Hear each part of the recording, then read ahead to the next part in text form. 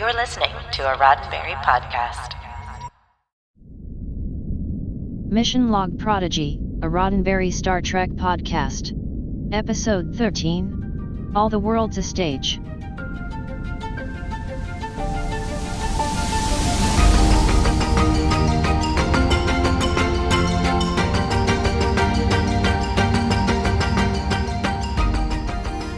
Welcome back into another episode of Mission Log Prodigy, a Roddenberry Star Trek podcast. I'm Norman Lau. And I'm Charlene Schmidt.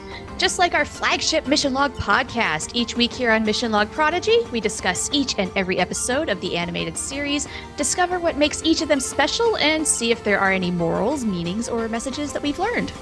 This week, episode 13, All the World's a Stage. Now, please remember that Mission Log Prodigy is an in-depth review podcast, so if you haven't seen All the World's a Stage yet, you might want to put this show on pause. We'll wait, and you can watch the episode, and then come back to hear Shar and I talk all about this. Yes. Mission Log Prodigy is produced for YouTube and as a regular podcast. So please be sure to engage that like and the share button and subscribe if you're watching us on YouTube. Please, the Roddenberry Entertainment Channel has a lot going on. If you're not subscribed, what are you doing? Come on, man. But you can also listen on podcast.roddenberry.com, Apple Podcasts, Google Podcasts, Spotify, Stitcher, wherever you want to listen to your Roddenberry podcast, you can get your Roddenberry podcast. And don't forget, you can also follow Mission Log Prodigy on Twitter at ML_Prodigy. And that way you can keep up on all of our updates there. Now, before we jump into the recap, as we always do, here's why our podcast is so unique. We want to hear from you. Mostly all of you, but mostly our younger cadets and the Prodigy fans out there who would like to share their thoughts on the show. So please send us, that's you, our younger cadets, please send us our 1 to 2 minute voice message at missionlog-prodigy@roddenberry.com. Dash meaning the dash between those two words, not the word dash. So that is missionlog-prodigy@roddenberry.com. And just like every other show, these are the 4 questions we would love to have you answer. What is your first name and age? Did you like the episode? What was your favorite part? And most importantly, what did you learn? Yes, we look forward to hearing your comments. We always do. They'll be featured at the end of our show. And to start things off, we've got to do our thing, and that is to answer those questions ourselves. Mm-hmm. So, Norm, did you like the episode? Okay, so rarely do I ever say this. I'm going to start this off with, this is a bold statement. Ooh, coming out swinging. This is a bold statement, swinging. I like it. As of right now, as of this episode 13 for Prodigy, this is hands down, by far, my favorite episode of Star Trek Prodigy. Wow. And this is why. We're going to get into it in a little bit, but this is why. Okay. In a nutshell. Because the original series and Prodigy are my 2 favorite series right now, to date. And this brings these literal 2 furthest apart in real time series together in a very special way. And again, we'll get more into that later. How about you, Shar? Oh, yeah. Yeah, it's true, though. This is such a cool, deep cut. I love this episode. It has it all. Mm-hmm. It's got a clever story. It has a deep cut reference to classic Star Trek lore. There is character growth, and there are good morals, messages, and meanings that we will be exploring shortly. So, I mean, this is about as perfect of a Star Trek episode as it gets. How can you not love it? Mm-hmm. I think so. What was your favorite part, Shar? Oh, boy. Okay. I think it has to go to when Dr. Boons tells Dal, we know we're not Starflight, but you don't need a real ship to believe in what it stands for. Mm-hmm. And that was like a big turning point where all the light bulbs come on in Dal's head, I think, where that his confidence comes back, it's restored, and that ultimately helps him keep going, putting one foot in front of the other so that they can complete their mission. Mm-hmm. You know, I think that you and I are on the same page here. That's kind of my favorite part too. And I think that sometimes in these episodes, our favorite parts are really like the clear morals and meanings or messages parts of these episodes, because that's about as clear of a really good message as you could make for an episode. Yeah. And it stands out here. So I think that's exactly what we're shooting for as far as this question goes. Yeah.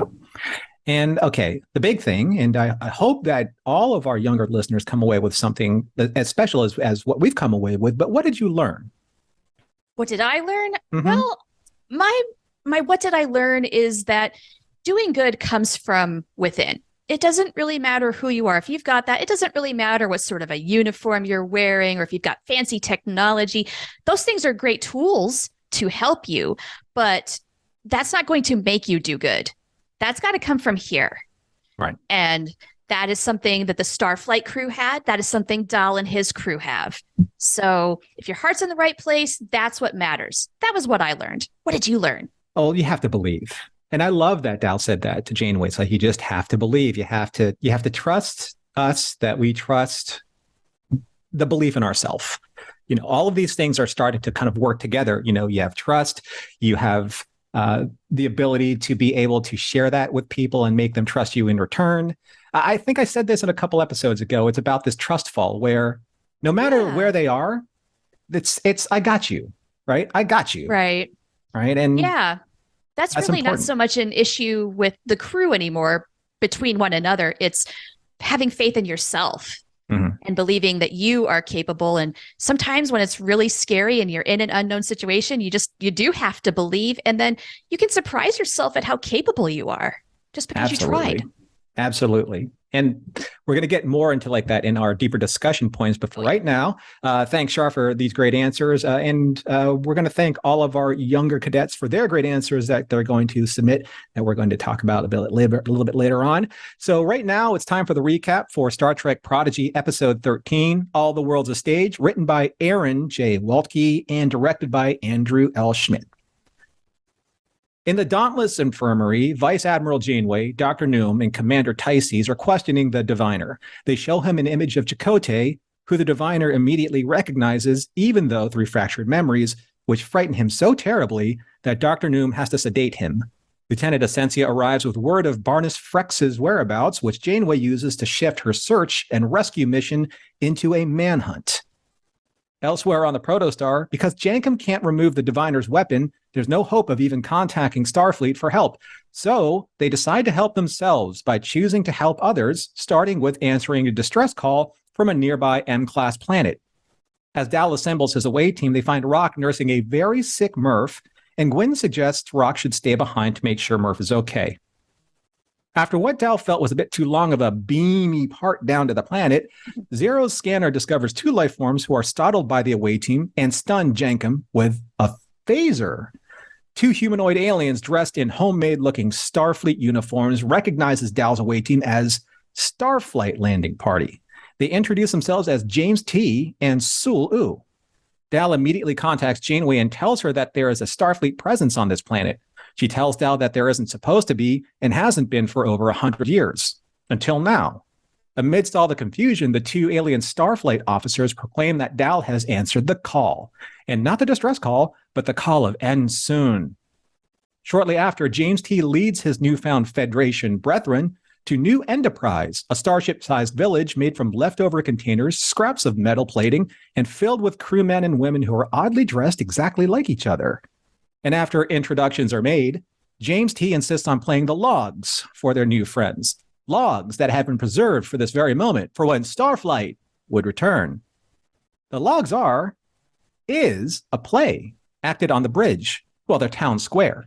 It is a performance recounting how heroes from space who became the namesakes of these aliens appeared in their great ship, but could not intervene to help them. However, one hero who wore a red shirt fell from the sky to help them. His name, Ensign of Starflight Enterprise, who taught these aliens the ways of Starflight and warned them to stay away from an evil curse called the Gallows, which brought poison to their land. It was Ensign's final wish for these people to preserve these logs and use them to prepare for when Starflight would return. And with the arrival of Dal and his crew, that day has come. Dal, Gwyn, Zero, and Jankum quickly realize that Ensign's first contact encounter went wrong and caused all of this to happen over the past 100 years. Suddenly, a female Enterprise named Hura bursts through the doors and collapses in Dal's arms. She's just returned from surviving the Gallows, but has contracted the curse, as seen from the dark spots on her skin, which have also spread to Dal as well. If Zero is to find a cure for this disease, they need to know what caused it in the first place, which means that Gwyn and Jankum need Rock to science out what the Gallows curse is really, aside from just being a superstition. However, Rock is still caring for Murph, who is still sick and isn't responding to her treatments. But Janeway promises to look after him so Rock can assist Gwyn and Jankum. Once equipped with protective EV suits, the team heads out to find the gallows deep inside its crystal-filled cave and discover that it isn't a creature at all, but an old 23rd century Starfleet shuttle named the Galileo. Jankum points out that its warp nacelles are damaged and have been leaking fuel for 100 years. Rock also observes that the cave's crystals are dilithium and are reacting with the shuttle's warp plasma fuel, creating the poison which has slowly seeped into the planet's ecosystem. Jankum relays all this information to Zero through the shuttle's communication system, and Zero immediately makes an antidote which instantly cures Hura and Dal.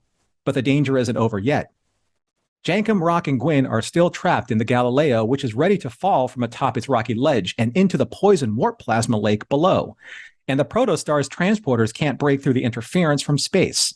It's up to Dal, Hura, Sulu, and Boons to fly the Protostar and save their friends. That is, of course, after a quick holographic interface makeover from the Protostar to a Constitution-class bridge. In the nick of time, Dal and his crew fly through the collapsing cave and beam out Gwyn, Jankum, and Rock, but not before they hear the last log of Ensign Garovic of the USS Enterprise, who crash-landed on this planet 100 years ago. It was he who taught the native people the ways of Starfleet so that he could save them from his terrible mistake, the crash of the Galileo that became the curse of the gallows. After returning the 3 Starflight crew back to New Enterprise, Dal and his crew bid farewell to their new friends, and even though they got a few things wrong, the most important thing is that they got a few things right, and all without having to depend on an actual starship to be able to do the right thing, even reaching the safety of the Federation. And after getting underway for their next mission, Rock returns to the crew quarters and finds, well, Murph, but not really Murph. More of, well, a Murph cocoon? The end. Woo! Excellent recap. That is a lot happening in one episode. That's just too much fun to recap, though. It really is. Well, I couldn't help but notice you put in the James T impression, which is kind of like the impression of Shatner.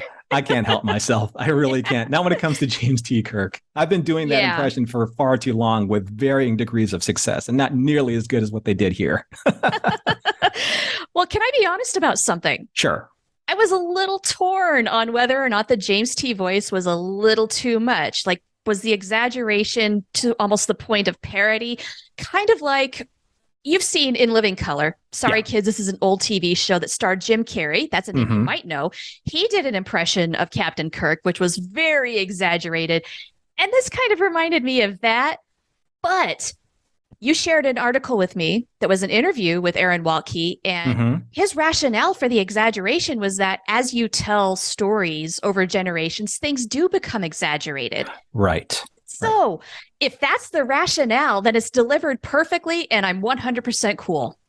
Well, I mean, I think that's a wonderful way of expressing that. And, Aaron, he has such a great affinity towards the original series. And I think that with all of like the different Easter eggs and nods to the original series, imagine, if you will, like you're telling somebody of your favorite TV show or favorite episode or favorite book, and this has gone from generation to generation to generation. Of course, certain things are going to be either elevated or kind of like, or played down, or enhanced or forgotten.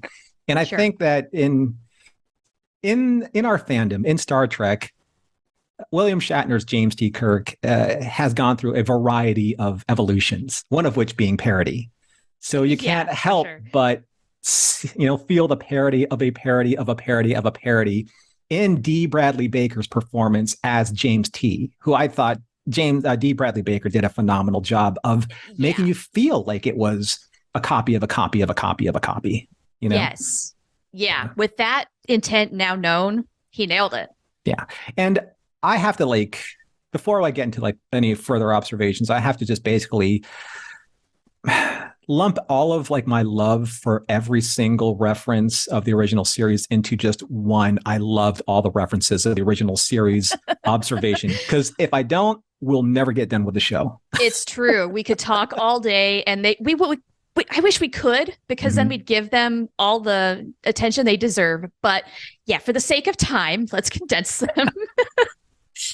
The big references, though, I think that are original series references, but done and spun in this particular way. The Vulcan salute, it's not quite right. Certain things, the uniforms aren't quite right. A lot of like the original series references are done in a way where it tells you this story of how the logs are used to preserve this story over time.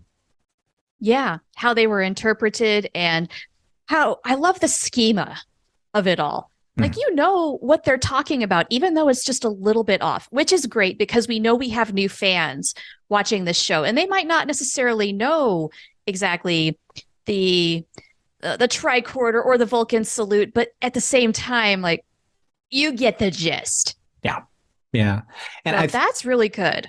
And I think that there's obviously a way where it looks newer because it's animated, but it's definitely like the references look newer. The bridge, the way they used the play, the way they used all of the different interpretations of the original series era, all of the details. And they're all not exactly 100% perfect to like the 1966 to 69 era, but they are referencing that era of Starflight, right? Starflight. That earlier era that these characters come from.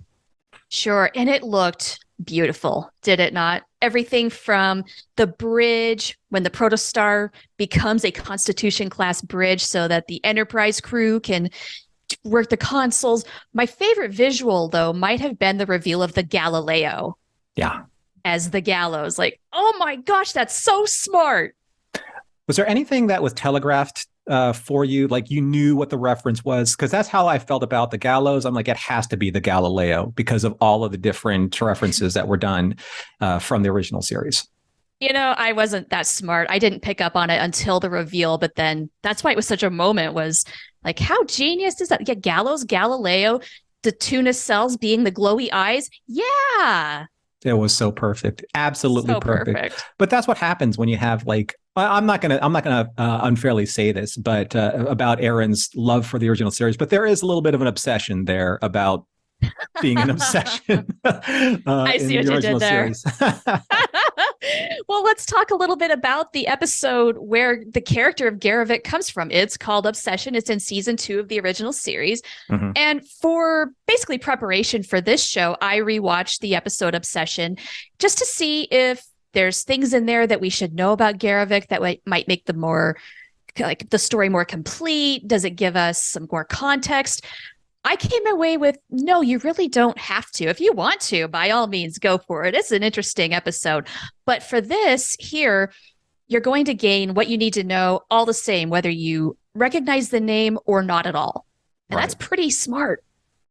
Yeah, when you're dealing with bringing like these references like from these, I would say, less known episodes of the original series, because most in the Star Trek community and in general Star Trek fandom, they know kind of like the top 10. You're at the Trouble with Tribbles and the Doomsday Machine, and Mirror Mirror. But an episode like Obsession, fantastic episode, and has this character who we'll talk about a little bit later, Garavik, who is kind of like where Dal is in this situation.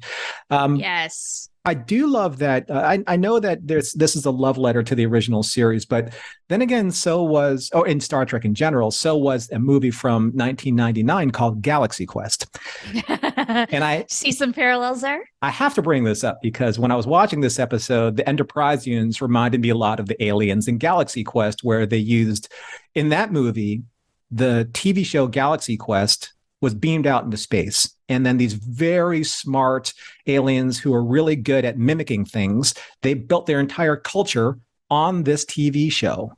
And it felt very similar to where they were going with the new Enterpriseians, with them watching the historical tapes of how to do the bridge controls in that very same way. So I love that there are so many different layers for this episode, not just from Star Trek, but from other fandoms out there that also showed their love for Star Trek as parody, just like Galaxy Quest. Yeah. Sure. That's a much better comparison than what I came up with, which was fan films. A lot of people have made their own costumes and made their own sets, and they might not be completely up to the exact spec because they don't have the budget or the resources of a studio, but they make their own fan films, and it comes from this place of just love and appreciation that's bigger than just being a TV show. I think that's fabulous. I think that's an absolutely perfect point to make, because there is a scene where Dal is talking to Gwen. And it's like, look, their costumes aren't right, and what they're playing at make believe. They're playing at a lie. And I know that lie isn't the word that we want to use, because in the end, we're all playing at something better. And we're going to get to that in a second in our discussion. But it's true that, we all do our best to either, wear the fandom that we love in either a way where we can buy it off the rack or make it ourselves. But in the end, it's just another way of expressing this ideal that we're trying to uphold, that we're trying to promote. Yeah. Yeah. I love that Dr. Boones even confessed, like, we know that this isn't exactly right, but that's not the point. It's because we want to believe. Yeah. And isn't that fandom? It's just wanting to believe in this more hopeful future as far as Star Trek is concerned.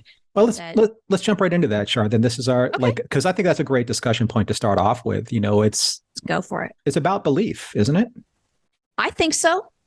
Yeah, and anything that you hold to a higher ideal can be your belief, whether it is your faith, whether it is a society, or if it's a fandom. It's all kind of the same thing. It helps you aspire to be more, to be better, to help you grow and change and learn. I want to spin that off into what we sometimes do on the Mission Log main show, and it's called the title game. And for those of you who play the home game, you're keeping score. This is one of the few references that I actually bring up as title game, because this comes from a Shakespearean play or a Shakespearean title called All the World's a Stage. It comes from a poem about how we as real people spend our lives playing and play acting at different parts through our life. Just like Dal and his crew start realizing earlier on in this episode, when they're looking at the Enterpriseians, that maybe they are all playing at being Starfleet, and they're all playing acting at being this greater version of themselves. But why is that so such a bad thing? It's not necessarily a bad thing if you're doing it for the right reasons. I think that's what Boones is trying to say. Yeah, I agree. And the difference maybe is where you're just playing and you're faking it versus, no, this is real and we can actually do some real good. And you don't really need the legitimacy, I should say, of the ship or the uniforms or the tools, or I think more importantly, the permission to do that, to do the right thing. If you feel in your heart that it is in fact the right thing. At the very beginning of this episode, Dal said, well, we can't bring the Protostar to Starfleet, but we can bring the Protostar to other planets because we want to do what Starfleet does. We want to help people who need help. Right. Whose permission did they get? No one's. No, and the Protostar is just a tool to make that happen. Right. And sure, they're wearing the uniforms because it makes them feel like they're part of this larger organization that they want so desperately and so badly to be a part of, just like the Enterpriseians did or do on that planet. So are they really play acting at it? And if they are, where is the harm in that if that's giving them a purpose? Well, and I think this is both for Dal and Jankum Pog a reawakening of their belief and their confidence in that they are not imposters. They really aren't. They are doing the work. They are doing the good deeds. And in this episode, they both go on that journey. By the way, it was nice to see Jankum Pog get a little more screen time, wasn't it? That was really important to me. And I've said this before. I even said it to the Hagemans, Dan and Kevin, when they were on one of the interviews. I said this to Aaron on another interview. I said, when are we going to get more Jankum Pog? Because Jankum he was nice to have there as kind of like a, comedic relief. But what he says actually really does have some merit to it, has some meaning to it. And I think I think that he's been trying to find a way to help. Zero was able to have their moment when they healed Gwyn last episode, with the Borg. And Zero was able to sacrifice themselves in a way to do that. Jankum hasn't been able to do anything. He hasn't been able to affect the weapon. He hasn't been able to he wasn't able to do anything on the Borg cube. He's felt kind of useless. Yeah. But now he's been given that chance to feel like he's contributing. I think that they all want to in their own ways, but they all feel a little helpless in their own ways too. And maybe that also adds to the imposter syndrome. Right. And for Jankum, he's an engineer. His job, his purpose is to fix things. And like you said, he's not had a whole lot of success doing that lately. So it's been frustrating for him. And here is another opportunity where you could succeed, you could fail, but darn it if he's not going to try. And all those tools right in that head, baby. I loved that line. That's the great thing about focusing on Jankum again, because he knows that it's either going to get fixed or it's not. It's either fixed or broken. Right? Yeah. There's no halfway. No. And if he has to beat something into shape and he has to force like a round peg or a round square in a round hole, or a square peg in a round hole, that thing, he's going to do it. But at least he knows that he's fixed something, right. But if he can't do anything about it, then I think he feels like, what am I doing on this ship? And you can apply that to pretty much any member of the crew. And I think that's where I want to kind of circle back to Ensign Garavik and the episode Obsession. And I do agree with you, like watching Obsession then as a reference to All the World's a Stage isn't necessarily required, but it does give you an understanding of the two main characters in both episodes. You have Dal, who's at a point of crisis, in his leadership. Do I actually really belong here? And then Garavik in Obsession, he's also like, well, I don't, after Captain Kirk has had several issues with his performance, even Garavik's like, what am I doing on this ship? I'm not really making that much of a difference, no matter how much I think I am. So you can see that there's a little bit of a parallel with these two young, passionate idealists who want to do something for the right reason, but they're almost getting in the way of themselves. That's a really good way to put it. Yeah. That's definitely the case for Dal. And for Garavik, it's a nice notable thing that he was the lone surviving red shirt in the episode Obsession.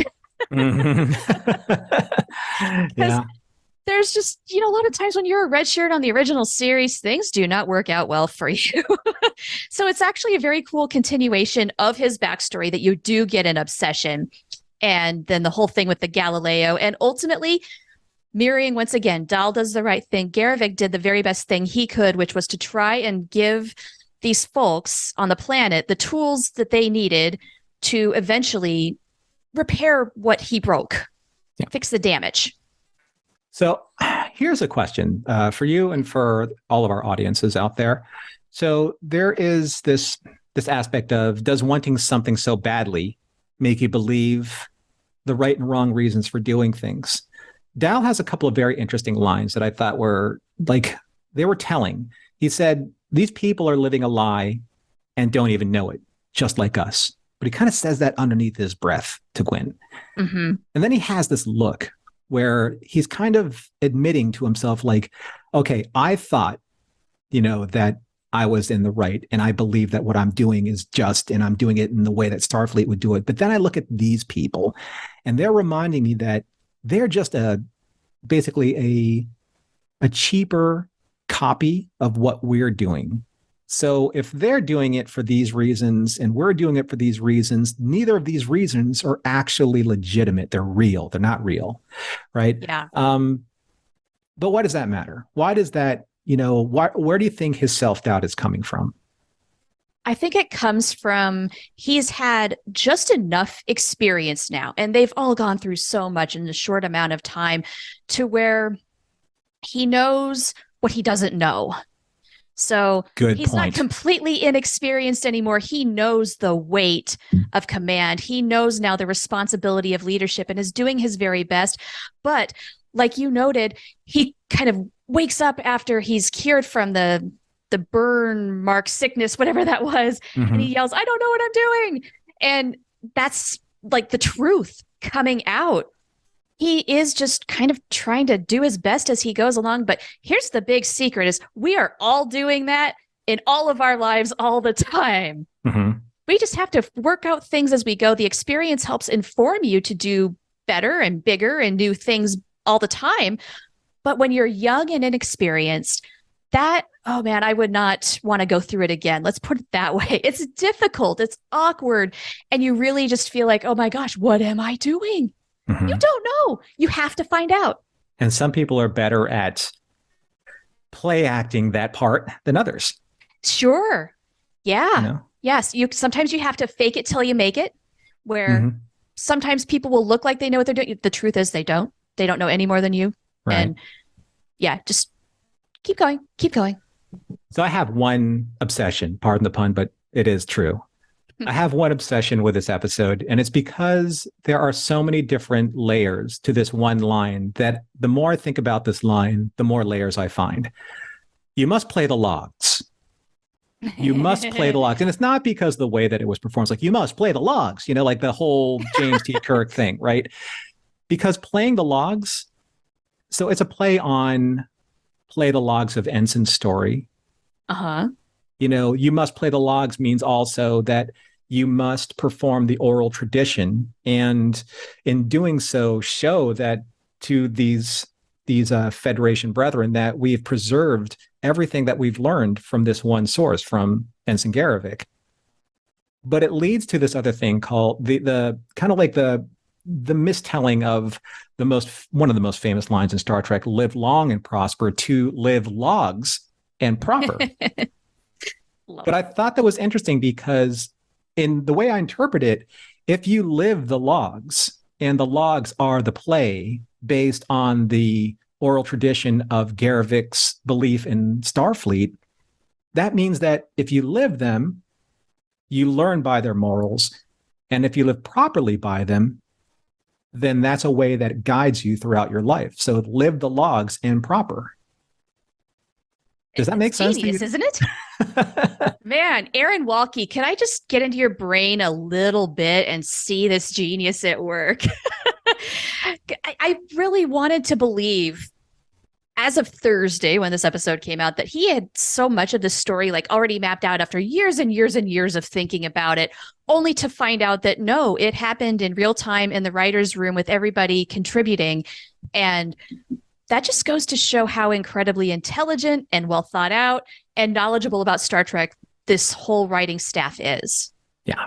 It's I think it's a testament to obviously wanting to tell their own story. But I think that the writer's room knows that there are 50 probably at the time of writing this episode, there were 56 years of history behind what they're doing, the news stories that they're trying to put forward now in real time as of 2022, going into 23 and finishing up the back half of this season. Well, it technically should have been already finished up by now, by this recording. But all that aside, there is a point where I think in order to capture kind of like the imagination of audiences across these, 5+ decades, there are going to have to be these callbacks to bridging the story from, the original series to now, or maybe all these different bits in between. That's why the 2 episodes that Aaron is responsible for writing were the Kobayashi episode, which was episode 6, I believe, and then this episode. So those 2 episodes themselves have been probably the truest love letter, Easter egg filled callbacks in Prodigy so far. And I think that it's nice to have them every once in a while. And even with Kobayashi, it wasn't just the original series, although Spock, who also used a very prominent line from Obsession in Kobayashi, was a big reference point, to how important like the Starflight mission is now, with his wisdom, with Sprock's wisdom. Yeah. The love letter really is the word here. Truly. It comes from a place of such love. We have a couple more minutes here, Shar, and we're going to start wrapping things up. So what did we learn from this episode? And do we have any other final discussion points that we may have thought up during the course of our discussion? Yeah, I got one. Mm-hmm. So last week, we left off in a really good, kind of heartwarming place where everybody's like, yeah, we're going to do good. And that was the ideal. And this week we're dealing with the reality of that setting in. Because at first I thought it might have been a little jarring, like, oh, doll, why are you so shaky in your confidence? But it's because that reality is sinking in and he's feeling imposter syndrome. And I think just like the crew, got swept away in the idea of what they were doing. And now that we're actually doing the work, that work is hard. Carrying out an idea is much harder than coming up with the idea. The idea is easy. Mm-hmm. Making it happen is hard. So I think kind of to wrap up my thoughts is I am just really impressed and I've really enjoyed this crew's resilience. It's tough to keep going when you don't have confidence in yourself, but that's exactly what Dahl did. That's what Jankum did. Rock Talk has never stopped trying to help Murph, whatever is going on there. So they are doing the work, and I just don't think they realize how good of a job they really are doing. They're constantly facing new and scary situations, gaining experience from that. And it's such a short time, they've won some and they've lost some, which is good. That's realistic. Mm-hmm. So it's healthy. And I think that's a great thing to show everybody in our audience. And I think as long as our kids keep going, they're going to keep growing and be just fine.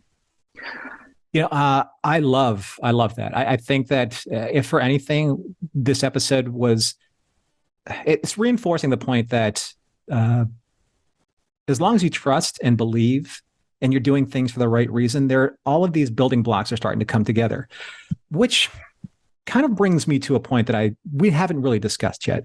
And, in my final notes, we've already talked about Jankum and how this has probably been the closest thing to kind of a focused episode for Jankum.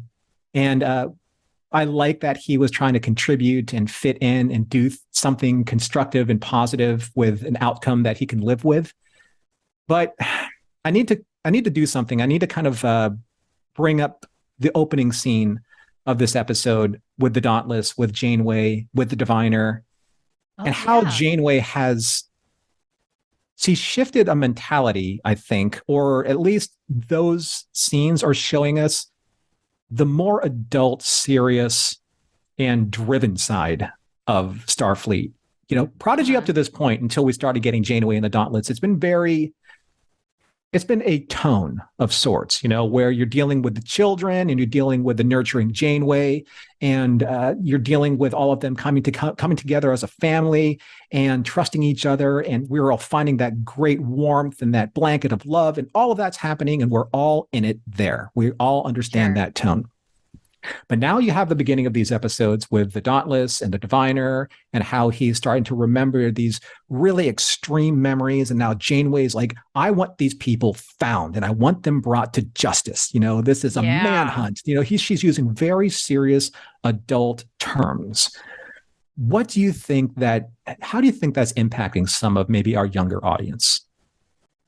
I don't want to answer for them. I think they'll answer that question for themselves. I can tell you what I think, though, which is we know that moment of reckoning is coming. There will be a moment when Admiral Janeway catches up with the protostar, and what is going to happen from there? It's a little scary to think about because it doesn't seem like it's going to be good, at least not for our kids, because right now, Admiral Janeway is talking to the Diviner, and he's telling her one part of a story, and that's all she has to work with right now. She doesn't know the full story, but we do. Mm-hmm. And so it's just something to kind of keep in the back of your brain. I'm so glad you brought it up, too, because it is just that very short scene in the very beginning, and then we forget all about it and almost forgot about it for the show. So thank you. Well, it's and I'm sorry if I put you on the spot, because I know it's very difficult. No. It's difficult to answer a question, from an adult, to our younger viewers. And there's obviously an infinite amount of ways people are going to respond to it. But I have to believe that somewhere along the line, maybe there's going to be a certain portion of our audience, and maybe with the younger viewers, I'm not completely 100% for sure, but because our heroes are the kids, and everything around them is kind of like, they're the adult side of the equation, are kind of like the antagonists or villains. Will we get to that point where Vice Admiral Janeway, who is this paragon of Starfleet, and for the adults who have lived with her through Voyager and lived with her career and understand what she's done in the world of Star Trek, this character now is going to become a villain to some. Yes, that's the whole idea, isn't it? And for us who know Janeway, we know that's not the truth, but this is how it looks when this is what you know. And we're getting to that point where I think these worlds are starting to collide, and the distance between them is getting slimmer and slimmer and slimmer. And there's this great set of graphics. This is the last thing I want to bring up. There's this great set of graphics where it's Team Janeway on the Protostar with Dal and his crew. And then there's Team Vice Admiral Janeway on the Dauntless with her crew. And they're side by side. And you just kind of look at them and say, what is going to happen when these two crews meet? Yeah, it's going to be explosive. I know that. It's going to be a lot of fun to see how that plays out, because I do want to believe in my heart that Admiral Janeway, she might come off at first as the bad guy, but she's really not. And we're going to see the process of that happening. Well, we have 7 episodes left, so we'll see what happens. Yeah, we've still got way too much time, which is a good problem to have right now as far as Prodigy is concerned. I want all the Prodigy. Well, that's it for our show, Shara, so let's wrap things up. All right. Yeah, thank you, everybody, for joining us here on Mission Log Prodigy. If you've enjoyed our show, please make sure you like, share, and subscribe to Mission Log Prodigy on the Roddenberry Entertainment YouTube channel or on your podcast catcher of choice. Mission Log Prodigy is produced by Roddenberry Entertainment, production and technical direction by the fabulous Earl Green. Our website and your opportunity to comment and connect with us is on missionlogpodcast.com. And if you would like to support Mission Log directly, you can do so at patreon.com/missionlog. Thanks, everyone, for taking the time to be with us, and we look forward to sharing our thoughts with you on episode 14 next week. And I'm going to turn the mic over to James T. And now, as we do with each and every standard episode of Mission Log Prodigy, we'd like to leave you all with these very special incoming transmissions. Receiving listener communications. Message playback begins. What's your name? Dietrich. How old are you? 4. Did you like the episode? Yeah. What was your favorite part? Them figuring out how the poison got to the outside world. Yeah, and figuring out the way to cure the people who are sick. Yeah. And what did you learn from the episode? I learned that there's always hope. Great. I enjoyed watching the episode with you. Thanks, Mom. All right. What's your name and your age? Rook. I'm 7. Okay. Rook, what did you like today's episode? Yes. What was your favorite part? When they beamed Walktech, Jenkinpog, and Grin. Yeah, you liked when they rescued him? Yes. All right. And what did you learn from the episode? Sometimes you have to just let people have a go, even if they do stuff just a little bit wrong. Yeah, give them a shot? Yeah. It might surprise you? Cool. My name is James. I am 10, and I love the episode. My favorite part was when, at the end, when Murph turned into a butterfly, probably. And what I learned is just never judge a book by its cover.